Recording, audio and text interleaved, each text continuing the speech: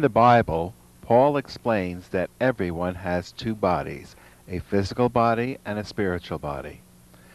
Mediums use their spiritual bodies when they act as a communication bridge between the physical and spirit worlds.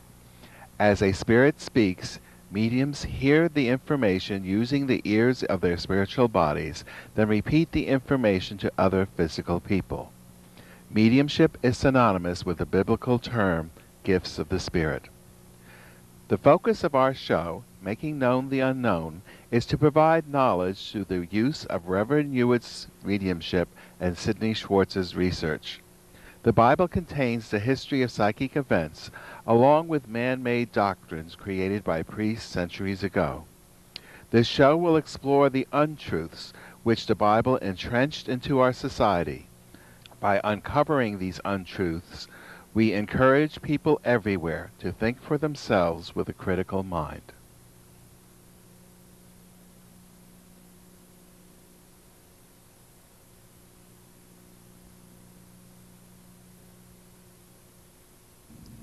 Hello, and welcome to Making Known the Unknown. I'm your host, Tina Tarryk, and with me today are Sidney Schwartz, middle school teacher from Hackensack, New Jersey, and Bible researcher of 25 plus years. Welcome, Sidney. Hi, Tina. And Reverend Carl Hewitt, pastor and founder of Gifts of the Spirit Church, right here in Chesterfield, Connecticut, and medium. Welcome, Carl. Thank you.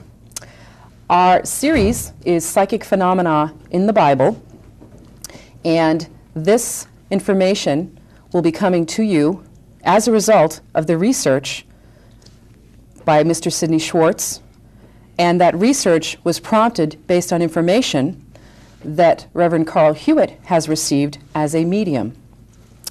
But before we jump into that, I want to share with some of the viewers who may or may not know this. This may be new to some of you, and we'd like to cover this as often as we can. We'd like to explain some of the very unique pieces of art that you usually see here in the studio. And what I'm going to do is turn that over to Sidney Schwartz, because he's brought a couple of graphics to share with our viewers and talk about how these pieces of art were created, which is very unique. Sidney. Well, in 1999, Carl and I went to Camp Chesterfield in Indiana, and there we met a medium whose name is Reverend Hewitt Robinette.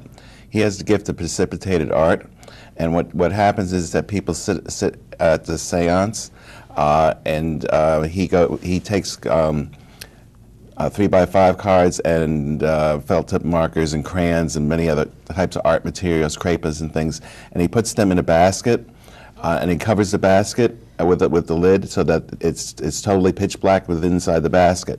And that's important because this phenomena can't take place in the light. And the spirit people are able to project pictures from the spirit world right onto the cards. And during our first visit there, if we could have the first graphic come up, we received this particular picture of Jesus, the one that's blown up behind us here. And that was one of the first cards that we received, and that's how we became to know that Jesus is working with both Carl and I to bring this knowledge forth. The next year we returned to Chesterfield, if we can have the next graphic, and we received the second picture of Jesus.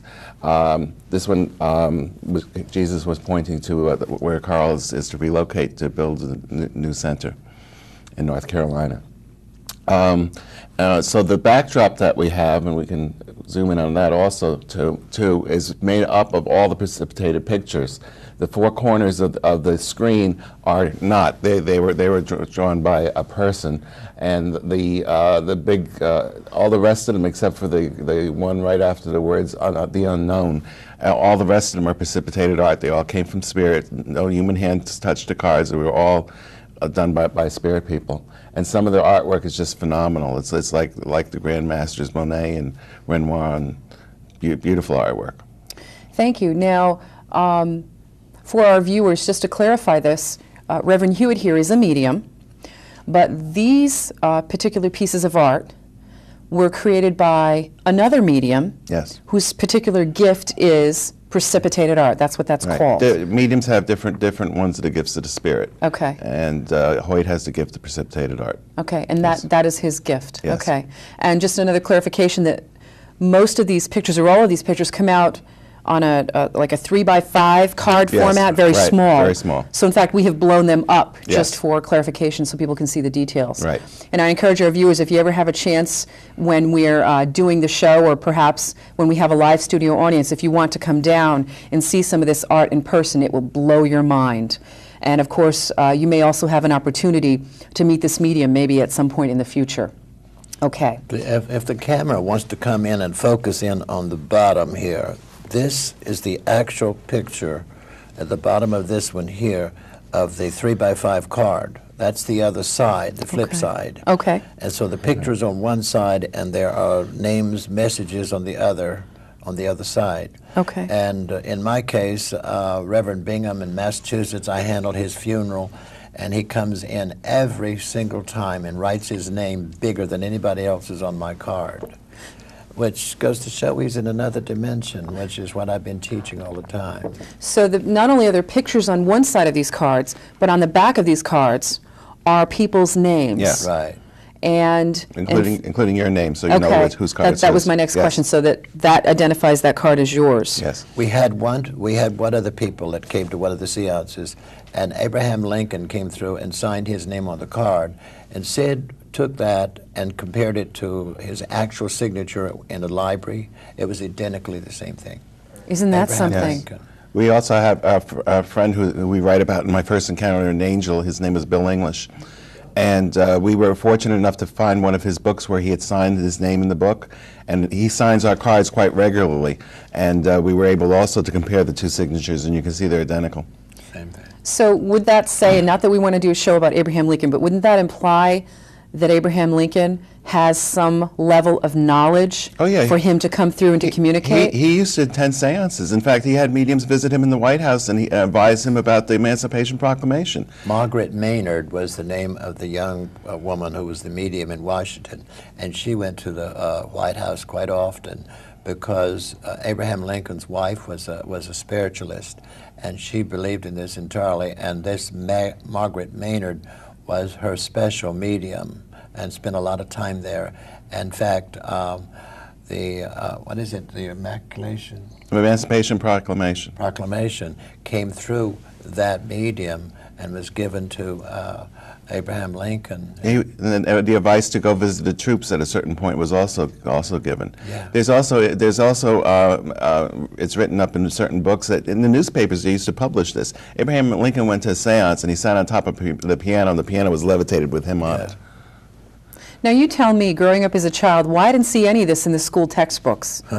Well, you went to the wrong places. I was to a spiritualist church in England, and they had a big portrait of Abraham Lincoln in England, and talking about the fact how he was involved with mediumship. In England, they know about it, So they know but in about this it. country, they never speak of it. Wouldn't you find that useful knowledge that he pulled from the spirit world to give that, to create that Sure. proclamation? Sure. And to do some of the other things he did? Yep. That the truth that we're referring to about this was all taken out of the newspapers and destroyed Really? down through the ages. They don't want us to know. Give you an idea. I had a seminar here in this area back in the 70s, and it was a packed house. Absolutely, there wasn't enough room in there to get another person in. And this is a big ballroom in this area too.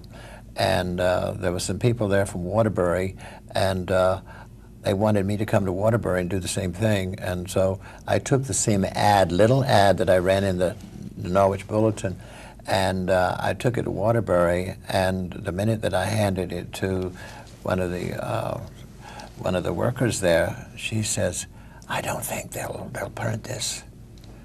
And so she went in the back, showed it to somebody, and said, "Absolutely not." Well, at that time, there was a clergyman on the staff of these places, paid by the church, and everything had to go across their desk before it went into the newspaper. This is how all this information has been hidden. That's And strange. They would not print this. Anybody out there that's listening and knows anything about newspapers and how they operate inside, there used to be a clergyman, full-time, that watched everything that went across their desk. At the TV stations too, initially. Yeah, TV stations too. You know, talking about the separation of church and state is so popular right now, but yet, it's, you know, they weren't talking about this back in the 50s, 40s, and 50s. That's unbelievable. I am more amazed every time I sit down with you gentlemen and create a show as to how religion and religious groups have their fingers in and control everything, but very quietly behind the scenes, evidently. Yes. A lot of people out there will not like this statement coming from me or anyone else, but religion has been involved with mind control from way, way back. And then they created the devil to frighten the people. You know, you do as we tell you to do. Don't do as we do. Now, in speaking about a very famous person in history who's no longer with us, I wanted to, that reminded me of something that I wanted to discuss this morning, and that was the anniversary of Dr. Martin Luther King Jr.'s speech, I Have a Dream, and that, I guess the anniversary of that was this past Thursday, the 28th. And on that day, I'm sure everybody who might have been watching television at one point or another would be flipping stations, and they might see a little synopsis of his speech and him actually delivering it near the Lincoln Memorial. And I wanted to say that I saw a little blip of his speech. It was at the very beginning of his speech. It couldn't have been more than maybe 10 or 15 seconds of the speech. And I really wasn't focusing on watching it, but it pulled me in. I found myself becoming full of goosebumps head to toe. I'm sure everybody out there has had that feeling. And then all of a sudden, I welled up with emotions as if I was going to cry. And I said, you know, there has to be more to this than just the words that this man is delivering. And my question was to you, was he influenced by Spirit to do this? And, Yes. and what could you share with our viewers? He was a visionary. See, a lot of people that don't know too much about this work, they say they had a dream, and all the time they were seeing something clairvoyantly. He was able to do remote viewing. So in other words, what he was seeing was in the future. He was controlled by those in the higher dimensions. Absolutely, was a very gifted man. Really? Very gifted. Now, how come we haven't heard any of this? Oh, they won't talk about that. Oh, my goodness. Listen, I came from that part of the country too. This is why I'm in the north, Okay. because of the way I was treated. Do you think he was aware of that himself? I don't think he was aware of it, no. Okay. No. I knew there had to be something more to that, and when you talked about Abraham Lincoln being influenced, that's amazing. Remote viewing is quite a gift. There's a lot of people out there that's watching this show or will watch this show that they have been influenced, and they would probably say, oh, I just had a thought, I just had an idea, do this, do that, or the other. They don't realize they're being influenced by those in another dimension. Those people that have passed on are in other dimensions, alive and well. And they want to come through people here to help them. Yes. I mean, this is a positive thing we're talking about. This is not somebody who's possessed or who's going to act dishonorably necessarily towards other people. No.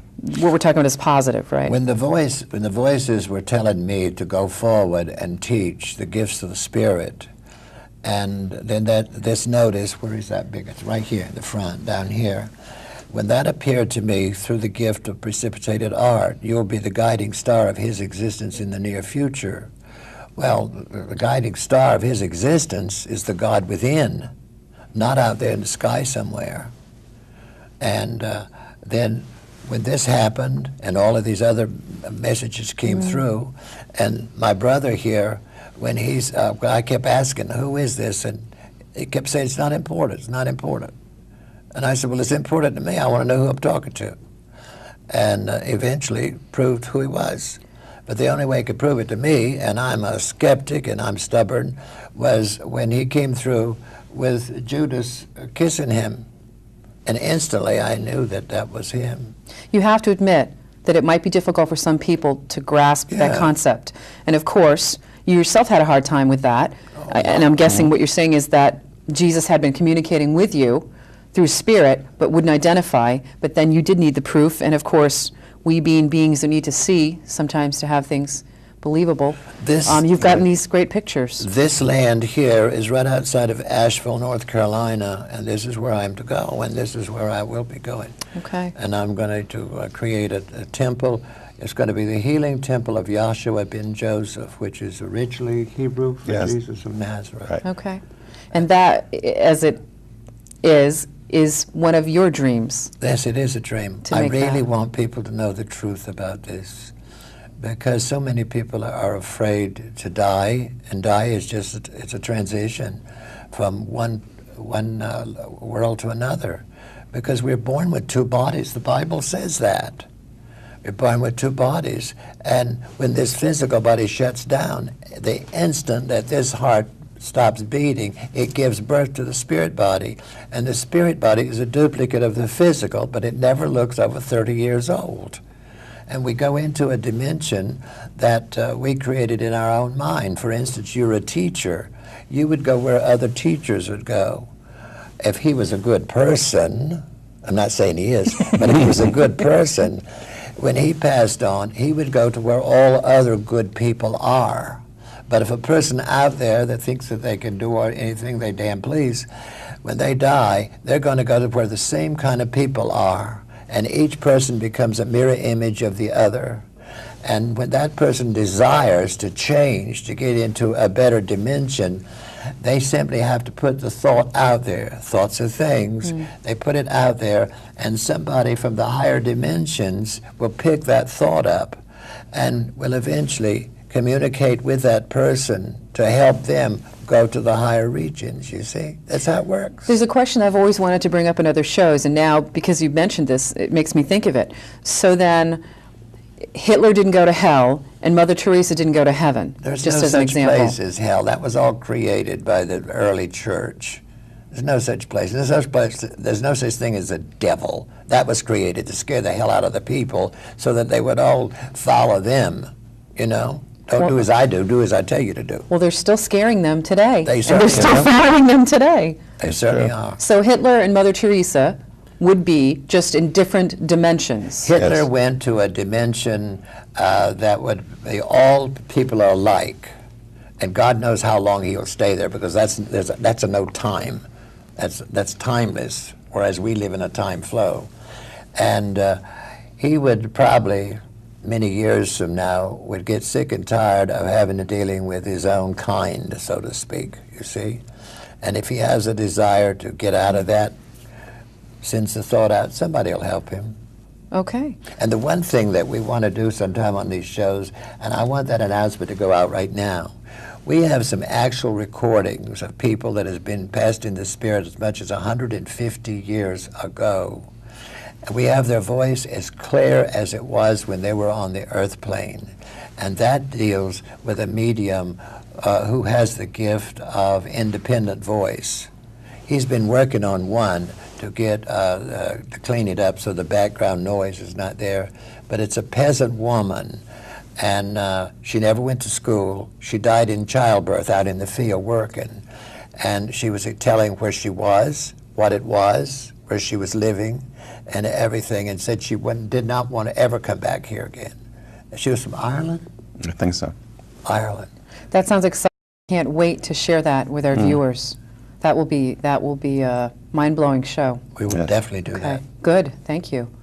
Now, along with discussing dreams, the topic of the show today is Joseph, Daniel, and Dreams. Or I mixed that up, it's Daniel, Joseph, and Dreams. And just to clarify, who are Daniel and Joseph, and why are we discussing dreams? Because this series is referred to as psychic phenomena in the Bible, we had decided that we would take some of these people who most everyone knows by name throughout the Bible and share with them a perspective that's usually not shared with people in the religious context with respect to some of the gifts that these particular people had throughout history. And it's very clearly and plainly recorded in many different Bibles. And of course, what I'm going to do next is turn it over to our Bible expert, Sidney Schwartz, who could begin with that. Well, we're going to start talking about Joseph, and Joseph in the Old Testament, not Joseph in the New Testament. He was a young man, about 17 years old. He took care of sheep and goats, as it says in the 37th chapter of Genesis. And I'll read a little bit from the Bible. Jacob, who was Joseph's father, loved Joseph more than all the other sons. He had 13 children, because he had been born to him, and when he was old in life, and he made him a long robe, and this Bible says, with full sleeves. And most Bible says it's a coat of many colors. I found it interesting that of the difference in translation here. The Bible I'm using this morning is the Good News Bible. It's today's English version. And so basically, Joseph had a dream when he was 17, and this is what it says. Then Joseph had a dream, and he told his brothers, "I had a dream in which I saw the sun, the moon, and the 11 stars bowing down to me." And he told the dream to his father, and his father scolded him. "What kind of dream is that? Do you think that your mother, your brothers, and I are going to come and bow down to you?" Joseph's brothers were jealous of him, but his father kept thinking about the whole matter. So he had this dream, and he understood what it meant, and that's what the gift of dreams is all about, is that you have the ability to interpret dreams. And most of the time what's happening is the Spirit is kind of explaining it to you, probably either clairvoyantly or clairaudiently, as to what's happened. So this kind of set up a bad situation between Joseph and his brothers. And they were out one day, and this caravan came along, and they sold Joseph into slavery because they wanted to get rid of him. And they told their father that he'd been eaten by an animal of some sort. And in chapter 39, it says, now the Ishmaelites had taken Joseph to Egypt. These were the people on the caravan. They took him to Egypt, and they sold him to Potiphar, one of the king's officials, who was the captain of the king's guard. So this guy was working at the king's palace, and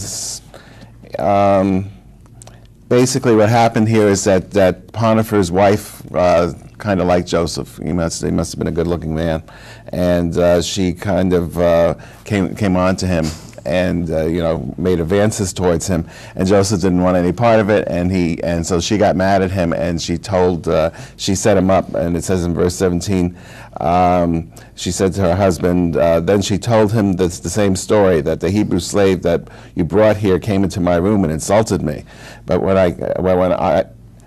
I screamed, he ran out and leaving his robe inside. And Joseph's master was furious and had Joseph arrested and put in prison where the king's prisoners were kept, and they stayed. They keep saying that God works in mysterious ways. That's a very common phrase. And this was all set up. It was all planned by Spirit, that Joseph was sold into slavery, and then he would end up in prison, because in prison he had another encounter. In chapter 40 of Genesis, it says, then sometime later the king of Egypt's wine steward and his chief baker offended the king, and they put him in prison. And they too had some dreams. And in verse 8, and they didn't know what they were. They were very disturbed. In verse 8, Joseph says to them, he says, "It is God who gives the ability to interpret dreams," Joseph said. "Tell me your dreams."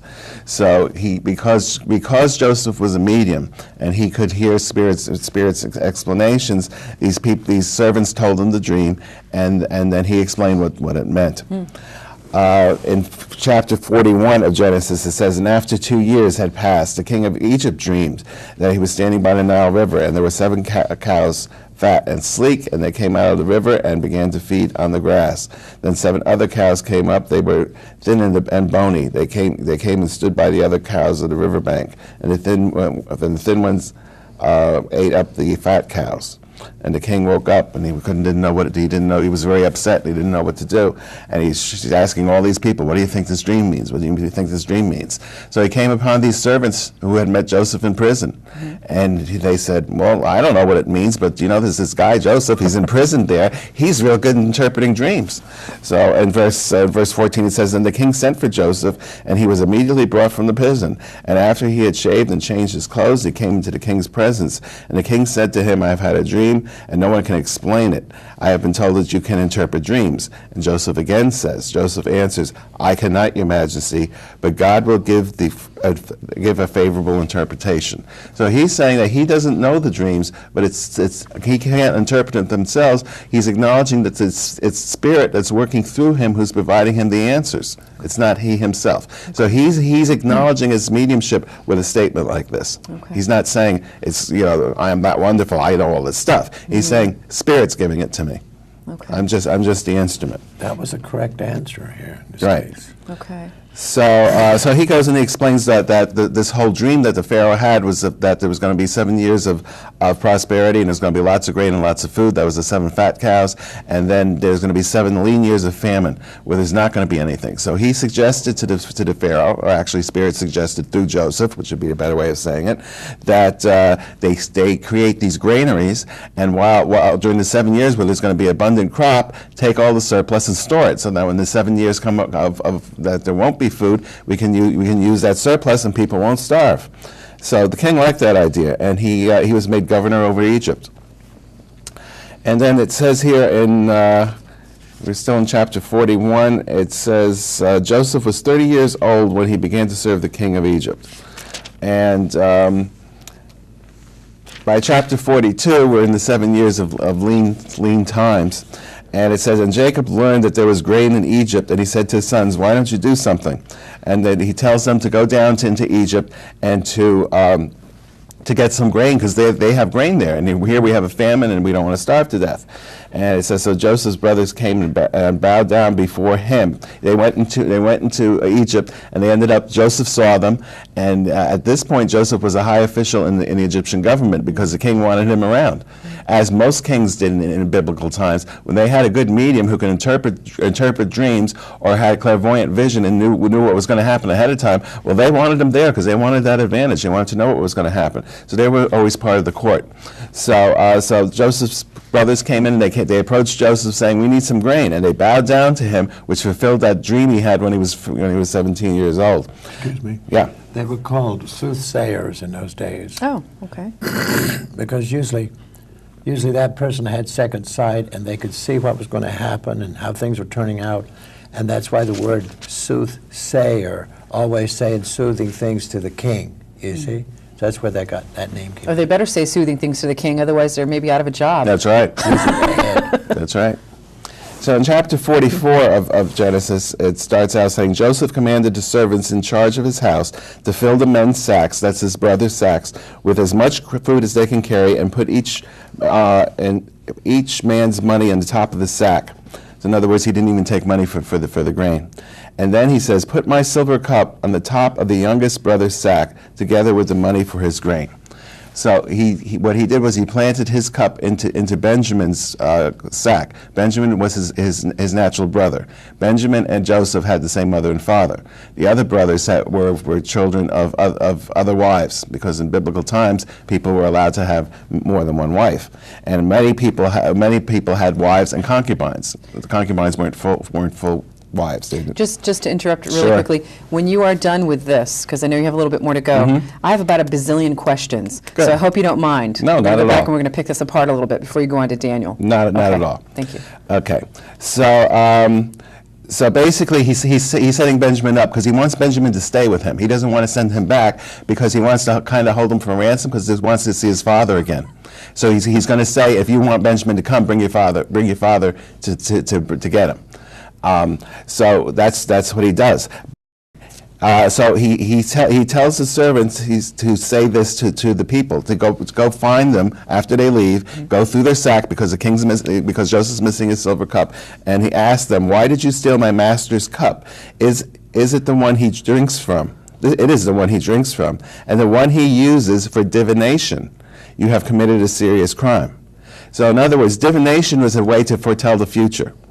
And later on in the Bible, in Deuteronomy chapter 18, verse 10, it says, anyone who does divination is an abomination to the Lord. So in other words, he's saying this is a terrible thing. So my question is, if there's no contradictions in the Bible, as so many people think, then how come Daniel has a cup for divination and God's still working through him? Why didn't the spirit get angry and says, well, if you're going to use divination, I'm not going to tell you the answers to dreams anymore. I'm getting out of here. Right. Okay, if this was such a terrible thing. The point is that that other law that it says it was an abomination, which really meant it was idolatrous, meaning that it belonged to other religions, was put in there by the priest. It didn't have anything to do with what any spirit wanted, because divination is a different way for talking about the gifts of the spirit. Okay, at verse 15, Joseph, he brings all these people back and confronts them, and Joseph says, "What have you done? Did you not know that a man in my position would find out by practicing divination?" Now, these two verses are translated lots of different ways. In all the 130 different Old Testaments that there are, but basically, he's saying, don't you know that I have the gifts of the Spirit? Don't you know I'm a medium? It's a different way of saying this.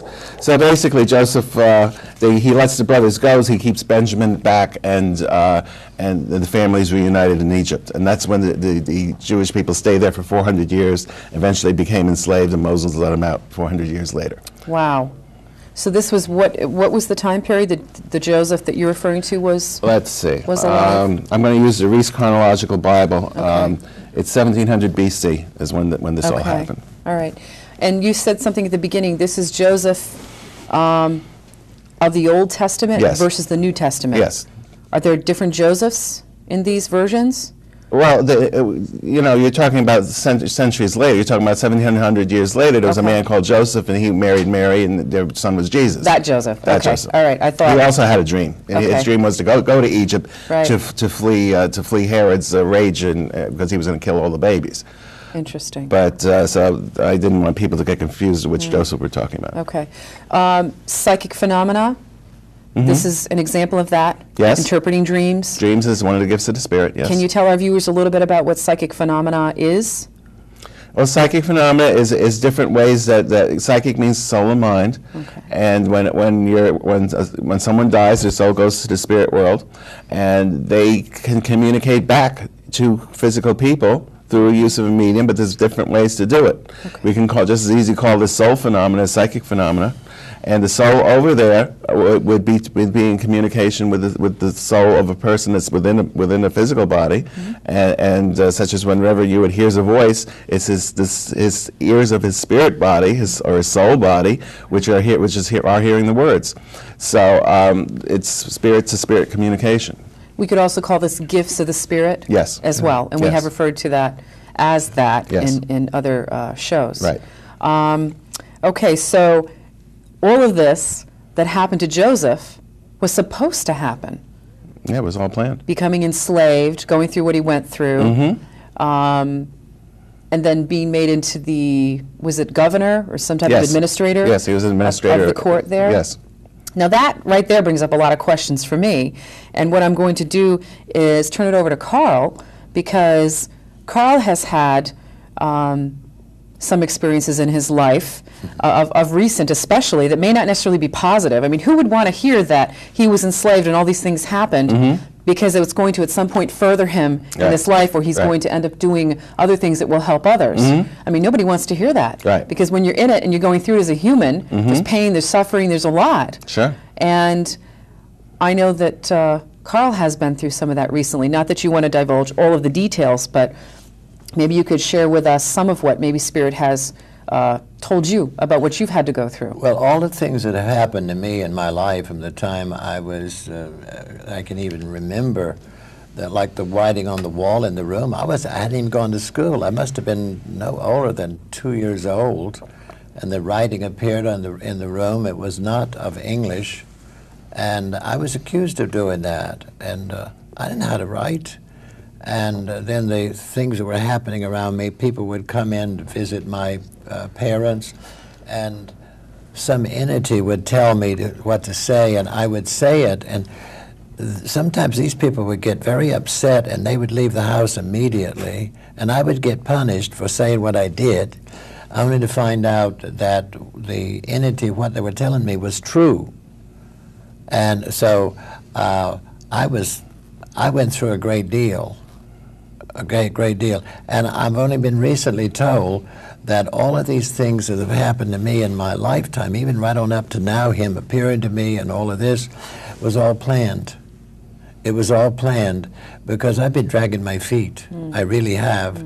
Because way back, oh God, this many years ago, the voices tell me, go forward and teach what we tell you to teach, and all other things will be given unto you. And I just didn't want to step on anybody else's toes, because every time I turned around, there was somebody there, you know, so, well, you know, that's the devil's work, and you must be possessed by the devil and all this garbage.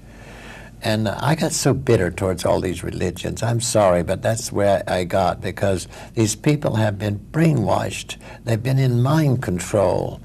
And how many people out there really know that God is within them? But yet it's in that book. Jesus said, to find the kingdom of God, look within yourself. This is something I have done. And when they told me that knowledge is your passport that will take you into forever, and I noticed they said forever. Once in a while they'll say, knowledge is a passport that'll take you into heaven, you see. And so I can boldly say that I have a knowingness system. I do not have a belief system. These belief systems are created by the priest in the past. Now, you recently have gone through brain surgery, maybe a couple of times now. I had 2 strokes, one after another, and the doctors could not believe that I pulled out of this. Here I am sitting in front of these cameras. But yet, what you went through was supposed to alter your brain. I don't know if you want to get into some of that, but I found what you had shared really fascinating, and I'm wondering if other people would benefit from knowing about that. Well, they told me even before this happened, and Sid was kind enough to go and get a reading for me. I was not able. I was in the hospital. And he went to this Robinette, and the Spirit came through and told Sid. And Sid came back and told me that by the end of the summer, what did he? By the end of the summer, that you'd be just fine, and within a year from now, you'd never know anything happened. Yeah. I have been to 2 mediums since all this had happened, and they both were saying the same thing. The second one said that what he was going through was going to improve his gift. It was a way for them to change, I guess, some of the things in his brain so that he could receive the information on an even more higher level. And the doctors said that in his first surgery, he had to have a gamma treatment, which was radiation, and they said that the doctor said that that aged that part of the brain. And Spirit, and I asked him, because I was talking to Awan, you know, the angel without a name, and he said, well, it didn't age; it made it more technically advanced. So, you know, Carl was entranced when that happened. So you went to see the medium who produced these pictures to give you information about Carl. Yes. That's fascinating right there. Well, Carl didn't have to be present to do that. That's true, although we did take Carl's watch down, Okay. just for it to be on the safe side. Let me insert this. Okay. Any jewelry that a person wears on their body, it becomes magnetic, and it will magnetize the vibration, the frequency that person operates on. So it does hold the energy. And by him taking my watch to this medium and the medium holding on to it, you know, it was just like turning on the TV and he sees it all right there. See, because Carl and I work so much together, that the spirit people, I think some of the spirit people that work with me originally worked with Carl. Yeah, they did. And that when I went there, the medium said that he felt they had two groups of spirit people, one on each side. One was my group and one was Carl's group. And the reading was kind of a mixture for both of us. You know, I went mainly to find out, you know, conditions about his health things, but I got some information too. And in fact, two more cards were precipitated, one for me, one for Wow. Now, the doctors thought that a part of your brain was prematurely aged, Yes. you mentioned, Sidney. Yes. But in fact, it's so advanced that because of the lack of knowledge that they have at this time in the world, Yes. they can't recognize that and they can't see that. Right. And I find that fascinating. One of the doctors said that I made medical history. I said, "What did I do for that?" Really? He said, you've been through more than anyone that I've ever experienced. And this is Really? not a 30-year-old doctor. This is a man that's probably in his mid-50s. Okay. All right. And he says, we've never had an experience like this. Really? He said, you went right to, if you want to be blunt about it, you went right to the grave and came back. And look at me now. And these took place in April and May of this year. That's amazing. It is amazing. So when everything is healed, at some point, you're going to be able to have a gift that's more finely tuned. Is that a good way to That's what put it it sounds than like. before? But the way it was explained to me, that spirits of higher levels will be able to communicate with him. That they're going. It's like a change in frequency. I was just going to say, so Yeah. your receiver will be tuned at a higher frequency, Right, right? right. AM, FM, whatever. Okay, that's unbelievable. That's fascinating, right there. So, but again, you are a human having a human experience at this time, and you've had to go through the pain, the uncertainty, even though you are a medium and you're able to get some of this information confirmed that things will be okay at some point, you still have to walk in those shoes and you have to go through all of that. I can't remember which hospital I was in. I was in so darn many hospitals. I was one in this city right here, in Hartford and New Haven. And one of these experiences there, I was begging them to give me some answers. I can't even remember what hospital it was. And they said that this is something that had to happen because we still want you to continue to enlighten the people, because the people are pouring into that kingdom by the thousands, and they come in absolutely with no knowledge whatsoever. They're all looking for Jesus, or they're worried about somebody pushing a button and sending them to the place where the fire is. And when you talk about the kingdom, you're talking about when people die and they're Yes. going into the other dimension. Yeah. So they're entering in there by the thousands and they have Yeah. no clue what to do. Absolutely no information at all Okay. on the truth. All right. On the truth. Now we're going back to Joseph. Joseph could interpret dreams. Evidently, it wasn't taboo then to interpret dreams or to No. be a medium No. and to do the things that he could do. And of course, the king, you said kings like to have mediums at their side Oh, because yes. that could be very helpful. That's with throughout the strategy Bible. and, Yes. and wars and battles and money and all kinds of things. David had his seer, who was Nathan. Solomon had one. Jeroboam had one. Ahab consulted Elijah. All the kings in the Bible had mediums around. Okay. We haven't mentioned King Nebuchadnezzar. King Nebuchadnezzar was having this big blast one weekend. Well, that was his son, Belshazzar.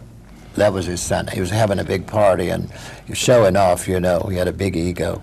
And so during the time that they were really, all of them were high as kite on the wine and everything else. And all of a sudden he looked up, and on the wall there was just the hand, just a hand, no body attached to it. And the hand was writing a message. That's where that old expression comes, the handwriting on the wall. It's in the Bible. And suddenly a human hand appeared and began writing on the plaster of the palace where the light from the lamps was shining most brightly. And the king saw the hand of the writing, and he turned pale and was so frightened that his knees began to shake. And he shouted for someone to bring in the magicians, wizards, and astrologers. These were the people at the court who would interpret what was going on. Gifted. However, the Bible has lots and lots of names for these, all the different versions of the Bible, bet. like charmers and devils and all sorts of very negative names that were used here. So anyhow, all these people come in, they say, I don't know what it means, and so he goes and he says, I'll make the person the third ruler of this country if they can interpret what this is. So the Queen Mother comes in and says, you know, there's this guy called Daniel. He's one of the Hebrews that's been here, and he has this gift of having the knowledge from God. And they bring Daniel in, and Daniel interprets the handwriting of the wall, and he becomes a very important person within the kingdom. And Daniel's one of the people we're going to talk about Okay, we're today. going to talk about Daniel next. Right. The other quick comment that I had was that you said that all the different Bibles had different words for these astrologers, Yeah, I have them wizards, pulled and up so here. on. Well, Yes. at the time, would the king have wanted to be told that the people who he relied on as his right and left hands probably were the devil or evil or something bad? No. Would that have gone over very well in those times? No. then what happened? What happened was that the writers were putting in their own thoughts about these persons. They call them charmers, Chaldees, conjurers, or devils. This was in the Matthew Bible of 1549. Readers of signs, as some of them, diviners, magicians. There's all sorts of names. How about the soothsayers? How about the one with the fiend in the belly? Well, that was a different place. That was not here.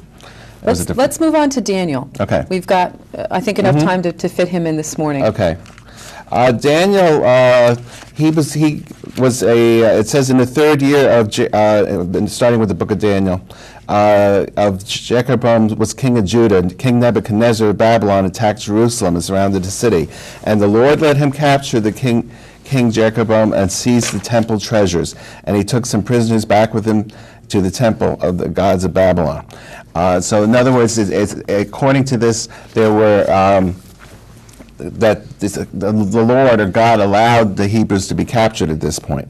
And the king ordered Aphazaz, his chief official, to select from among the Israelites some young men of the royal family and of noble families. And they had to be handsome, intelligent, well-trained, quick-learned, and free from physical defects so they could be qualified to serve at the royal court. And Aphazaz was to teach them to read and write the Babylonian language. So these... Daniel was one of the people that was selected along with, and their names got changed, and along with Shadrach, Meshach, and Abednego. Those were the names that they were, the Aramaic names that they were given. Okay. And the king, and they wanted to keep their own customs, so because the Hebrews weren't supposed to eat pork and stuff. And so Daniel convinced his keeper there to allow him to continue eating the same amount of the same food. Anyhow, in chapter 2, Nebuchadnezzar has a dream, and he again sends for all his court people, and they don't know what it is. And the king says to him, I made up, but he didn't really trust his people, because he decided, this is what the king said. The king said to them, the court sorcerers, magicians, and fortune tellers are the ones that it says in this particular Bible. I have made up my mind that you must tell me my dream and then tell me what it means. And if you can't, I will have you torn from limb to limb and make your houses a pile of ruins. But if you can tell me both the dream and its meaning, I will reward you with gifts and great honors. Then tell me what the dream is and what it means. And of course, these people said, we can't do that. I mean, you got to tell us the dream. We'll tell you what it means, but we can't do both. And I said, what your majesty is asking for is difficult, and no one can do it for you except the gods, and they do not live among the human people. So what he's saying is there's no way that anybody could tell you this. At one point he was going to kill everybody because they weren't going to do this, and Daniel asked for permission to go talk to the king, and he says he told them to pray to God of the heaven and for mercy and to ask him. And so Daniel was given the vision of what the king dreamt and what it meant. Now it's interesting here that it says that he praised the God of heaven. It's interesting that they use the phrase of heaven here. Now you have to realize the whole Bible has been edited many, many times by many theologians afterwards, because we all know that God is within and not sitting in a piece of sky someplace, even though that's what it says in this particular Bible I'm reading. So Daniel's before the king, and he says, Daniel replied, Your Majesty, there is no wizard, magician, or fortune teller, or astrologer who can tell you that. But there is a God in heaven who reveals mysteries. He has informed Your Majesty what will happen in the future. And now I will tell you the dream and the vision of what that you had when you were asleep. While Your Majesty was asleep, you dreamed about the future. And he goes on to explain to him what the whole dream meant. I'm not going to take all the time. But basically it was that his kingdom was eventually going to fall and be replaced by another civilization and so forth. Okay. And so the king rewards Daniel and he gives him a high position and so forth. It's to say, chapter 3 of Daniel is kind of interesting, because here you had the same thing that happens so many times all over the place.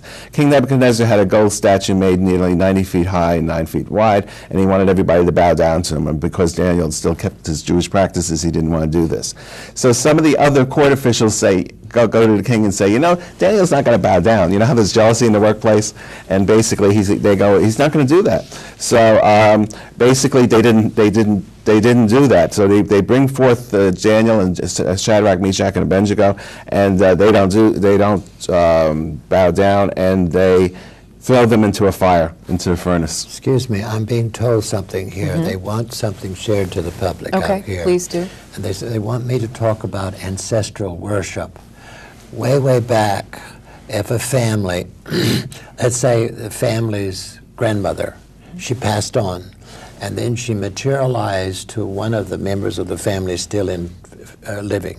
Okay. All right. Wherever she materialized, the family would make an altar there, and they would worship her, because they were ignorant. They did not understand, you know, the two worlds, spirit Right. world, the physical world.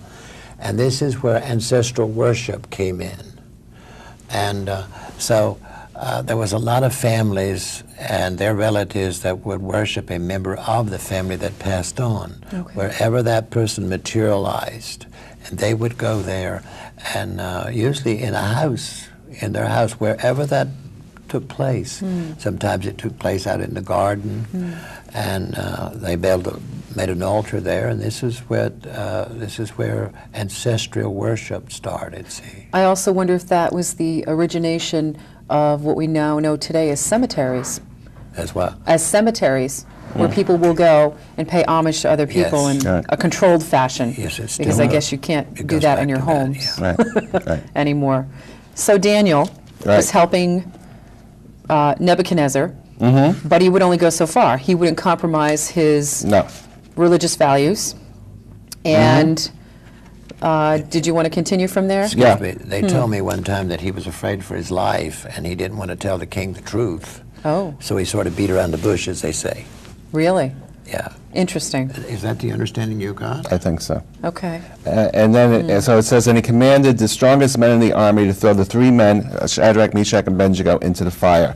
And they were fully dressed in caps and robes. And then, so the king goes and he looks into the fire. Suddenly Nebuchadnezzar leaped to his feet in amazement, and he asked his officials, didn't we tie up the men and throw them into the blazing furnace? And he answered, yes, we did. Then why do I see four men walking around in the fire? And he asked, and why are they not tied up? And they showed no signs of being hurt, and the fourth one looks like a god. So in other words, they were seeing a spirit person who was protecting these other three people from the fire. And it comes, and further it says a little later, their hair was not singed, their clothing was not burned, and there was no smell of smoke on them. Carl also had a kind of similar experience where he was protected from a fire. And what basically happened was that at his home, he found a hornet's nest. And he managed to pull the hornet's nest down. It was a big one. And he takes it over to this corner of the property there, and he, very carefully, and he says, I'm going to burn this thing up. I said, you really want to do this? He said, yeah. And he goes and takes a can of gasoline, he pours it on there. And I said, do you really want to do this? Because there's all this fumes and stuff. And he said, yeah. Now, we have a couple of graphics to kind of show what this looked like. So if we can bring the first one up. This is like an aerial view if it was taken from a helicopter above. Okay. So you can see Carl there, and I was scared. I thought it was absolutely nuts. So I was over in the side there. And so he takes his match and he lights it and he throws it into the fire. If we can have at the hornet's nest, the second one, there was this bubble of a fire all over the place. It almost totally surrounded him. In fact, if I had drawn it closer, that yellow would have come around more on the bottom, more in a circle. He was almost encircled in this fire, but yet there was a bubble around it where he was just fine. It was just like a great big glass bubble. Yeah. I didn't want you to show this because, my God, anybody to do something like that has to be real stupid. So Sid was wise to stand at a distance. That's right. Something told him to do that, and that was correct, right? That's one of the stupidest things I've ever done in my life. And yet Spirit said that they wanted me to witness what they could do. And that's why he ended up doing all right, this. so now you're in this crazy moment. It's fearful, there's danger, and then afterwards, you got the answer. Yes. So that happened for a reason. It happened for a reason, to prove to me what they could do. Because I kept saying, when the fire went up, I said, you crazy nut, what did you do? I mean, you could have been burnt to death. It was fire all over the place. Because it was all this fumes. That was a real dumb He thing. dumped out all this gasoline, there was so much fumes around it, it all just went... And here you are talking about a very similar situation Yes. in the Bible. Yeah. things are happening. Well, what Things happened then, they're happening now. Exactly. That's what we teach is that what the psychic phenomena happened in biblical times can still happen today. Still happens today. Nobody turned the switch and stopped it. And all the laws of psychic science that were applied today applied back then. Okay. This phenomena hasn't changed. You just got different people interpreting the words, putting in their own thoughts, Yes. religious beliefs, and so on and so forth. Right. So it's becoming very diluted. Right. Okay. And just as Carl said, Daniel experienced the handwriting at the wall at that feast, because, and when he was growing up, there was writing on the wall of his house. Matthew Manning had the same thing. Spirit people would come in and sign their names on the wall. There was writing on the wall. So these things can happen in the presence of the correct medium. What I wanted to do, and we only have a few minutes left, is to have Carl share with us maybe a little bit about what people out there could look for or know about if, in fact, I guess before you go into the dream state or as you're coming out of the dream state, they may themselves have messages, visions, or what have you. I don't know if you could kind of make that connection so everybody kind of has an understanding that everybody could have dreams and they could be of value to them. Well, when a person is having a dream, it's actually a spirit person coming to visit this person when the body's asleep. And that person is communicating with their spirit body. And that spills over into the consciousness. This is why the person can remember it when they wake up.